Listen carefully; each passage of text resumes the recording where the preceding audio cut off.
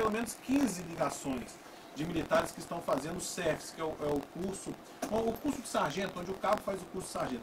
Lá diz o seguinte, olha as denúncias que a gente recebeu. Que um tenente, e aqui eu vou desconsiderar o nome do tenente aqui por várias razões, aqui ó.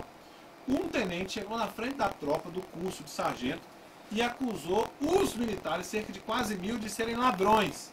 Por quê? Porque alguém, segundo ele, furtou um rolo de papel higiênico no banheiro. Olha o que aconteceu. Lá no set, né? Tem lá quase 1000 pessoas fazendo o curso de sargento. Estava a tropa toda formada e o tenente aqui, que por gentileza, né, eu não vou dizer o nome dele, acusou, falou que os militares eram ladrões. Os militares eram ladrões. Aí um cabo saiu de forma e falou assim, olha, ó, eu não aceito essa acusação contra mim não, eu tenho 25 anos de polícia, não sou ladrão e não preciso de rolo de papel higiênico. E deu um reboliço lá e entrou outro tenente, tirou esse tenente. Agora imagina se fosse o cabo acusando o outro de roubar. Ele estaria uma hora dessa preso, ou estaria na clínica Cervede como louco, ou estaria trancafiado no xadrez. Então a polícia, ela tem que tratar as pessoas de forma igual, o direito é para todos. Então o que a gente está questionando aqui é que a polícia ela extrapola, porque você falou de hierarquia e hierarquia e disciplina tem em qualquer instituição, seja ela militarizada ou não. Na Polícia Federal tem, na Polícia Civil tem, na Polícia Rodoviária tem. Agora, hierarquia e disciplina, infelizmente na Polícia Militar, ainda é sinônimo de duas coisas: abuso e violação de direitos e garantias individuais. Então o caso que a gente está discutindo aqui, o que a gente estava fazendo uma conversa informal lá embaixo, era se o militar responde em situações administrativas e cíveis. Nós já chegamos à conclusão que em matéria penal, não. Se alguém tivesse que responder, então seria o advogado e não o militar. Então, no meu entendimento, e quem sou eu para discutir com o Dr. Arley e com o Dr. Zoé aqui, né? Sou apenas um mestre nisso, mas eu entendo que esse memorando circular, ele é ilegal, imoral e abusivo. Os senhores concordam comigo? Júlio, plenamente.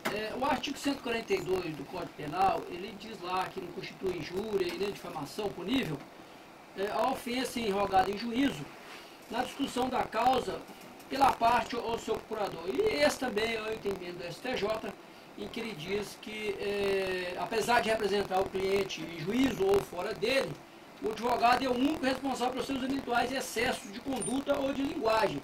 Portanto, não há como responsabilizar o militar por ato do advogado. Se a administração quiser, ela tem que representar contra o advogado, né? E tem aí a OAB, a instituição dos advogados, tem lá a comissão de ética. Então, se ele achar que o advogado extrapolou, ele vai lá na OAB e faz a representação, por exemplo, contra o advogado, ou se houve crime para o advogado, ele pode estar livremente para estar representando o advogado, mas jamais contra o militar.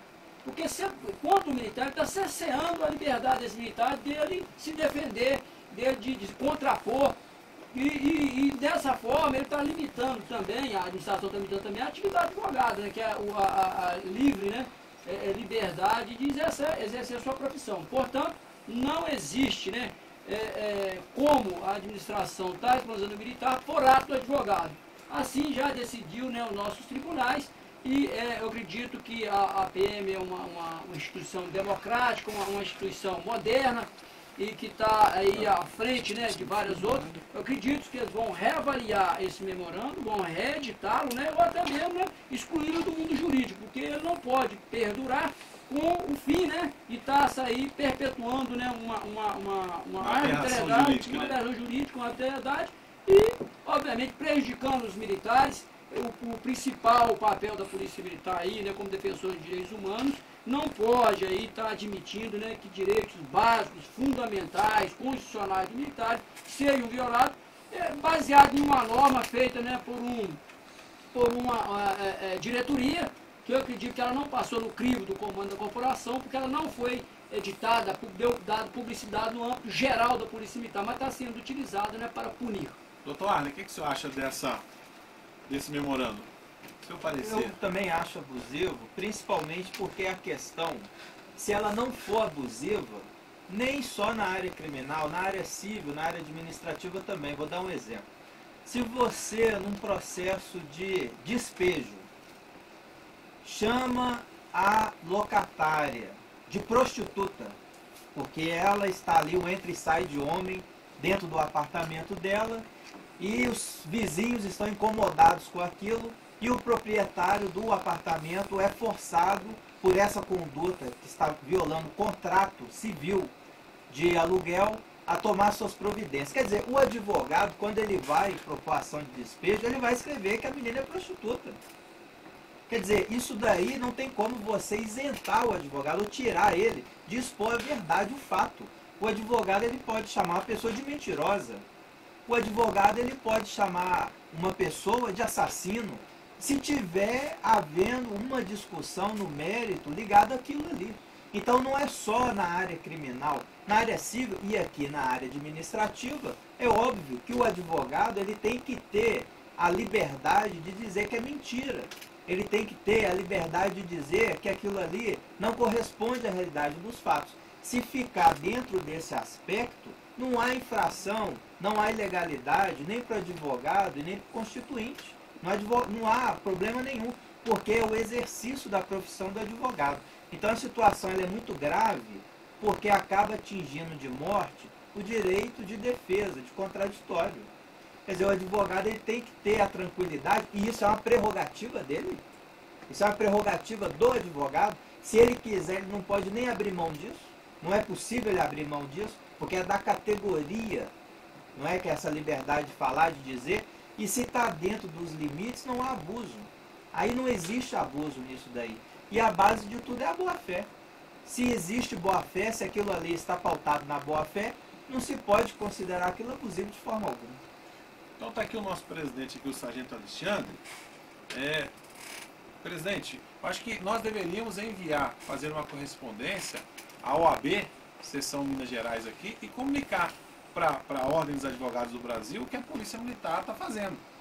Ela está violando o direito do advogado de se expressar. Porque o militar vai falar assim, ó, o senhor me defende, mas o senhor não fala que quem me acusou de um crime, que ele está mentindo, não. Não, é assim, defende, mas não defende direito, defende, mas não defende muito, não. Defende 50%. Então é assim, né? É que acontece. Se eu está imputado a mim um crime, para me dizer que eu não cometi, eu tenho que dizer que quem disse que eu cometi está mentindo. É lógico. Porque se eu não falar, eu falo, então é verdade, então.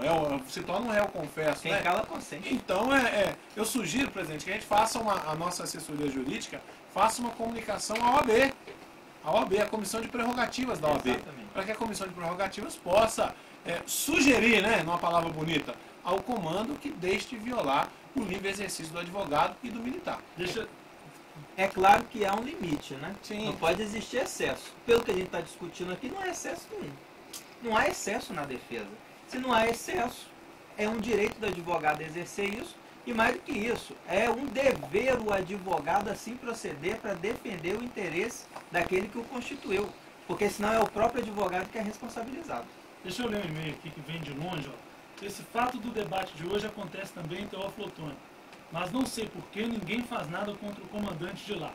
O Tenente Coronel Fonseca, comandante do 19º BPM, está punindo seus militares simplesmente porque procura o advogado do Clube Social de Cabo dos Soldados para suas defesas. Só no mês passado ele mandou abrir vários pares, mas só contra praça. Todas as semanas ele transfere um praça. Esta semana ele transferiu 3 militares até 300 quilômetros de suas residências e ainda baixou uma nota proibindo carona. Ele comete barbaridades em cima de barbaridades. Essa semana eu fiz denúncias contra ele nos direitos humanos da Assembleia Legislativa de Minas Gerais, no Ministério Público Estadual e no Ministério Público Federal. O comandante-geral tem ciência, a corregedoria tem ciência, mas ninguém faz nada. Gostaria que o Cabo Júlio, o Coronel Zoé, comentasse o assunto. Observação, que o Júlio comente também o fato acontecido com o Valmor e o Esteves, que tiveram suas contas bloqueadas sem nenhum aviso prévio pela justiça local, só para satisfazer o ego do comandante do 19º BPM. Vou começar de trás para frente, porque eu até comecei a acompanhar esse caso, e eu não tive nem tempo, diante dessa correria louca, de retornar para o Valmor. Os colegas têm um blog, como a gente tem, como a Scopom tem, como a Renata Pimenta tem, e eles recebem também muitas acusações e publicaram uma acusação, e o comandante do batalhão entrou com uma ação por danos morais contra os 2 militares. Os 2 militares foram condenados ali naquela área ali, diz que a coisa ali é complicada, né? Diz que é muito complicado você fazer qualquer